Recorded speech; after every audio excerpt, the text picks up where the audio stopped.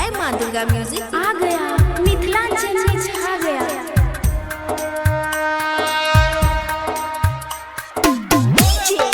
मुन्ना राय, खिड़की बाजार मधुबनी। अभी अहाँ सब सुन रहल छी सिंगर राम कुमार जी के आवाज में।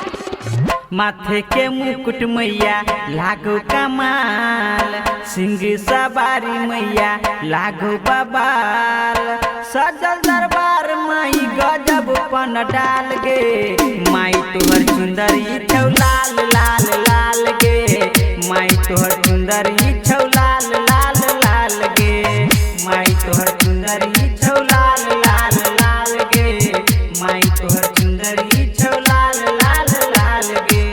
माथे के मुकुट मैया लागो कमाल, सिंह सवारी मैया लागो बबाल, सजल दरबार माई गजब पन डाल गे, माई तोहर सुंदरी छौ लाल लाल लाल गे, माई तोहर सुंदरी छौ लाल लाल लाल गे, माई तोहर सुंदरी छौ लाल लाल लाल गे, माई तोहर सुंदरी छौ लाल लाल लाल गे।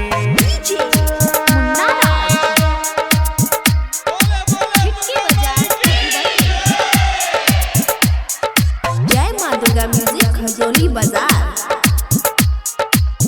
मैया के महिमा छै गजबे निराला, हर छै दुख माई खोले भाग्य ताला, हर छै दुख माई खोले भाग्य ताला। मैया के महिमा छै गजबे निराला, हर छै दुख माई खोले भाग्य ताला। कहिया तू सुनबे हमर दिल के हाल गे, माई तोहर सुंदरी छौ लाल लाल लाल गे, माई तोहर सुंदरी छौ लाल लाल लाल गे, माई तोहर सुंदरी छौ लाल लाल लाल गे, माई तोहर सुंदरी छौ लाल लाल लाल गे। जय माँ दुर्गा म्यूजिक खजोली बाजार। खिड़की बाजार मधुबनी।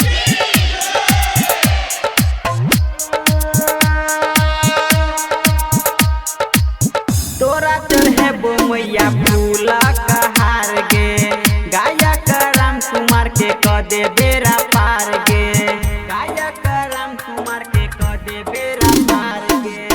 तोरा चढ़े बो मैया फूल कहार गे, साहू प्रकाश के कदे बेरा पार गे, राखै न मैया तू सबके खुशहाल गे, माई तोहर सुंदरी छौ लाल लाल लाल गे, माई तोहर सुंदरी छौ लाल लाल लाल गे, माई तोहर सुंदरी छौ लाल लाल लाल गे, माई तोहर सुंदरी छौ लाल लाल लाल गे। माथे के मुकुट मैया लागो कमाल, सिंह सवारी मैया लागो बबाल, सजल दरबार माई गजब पन डाल गे, माई तोहर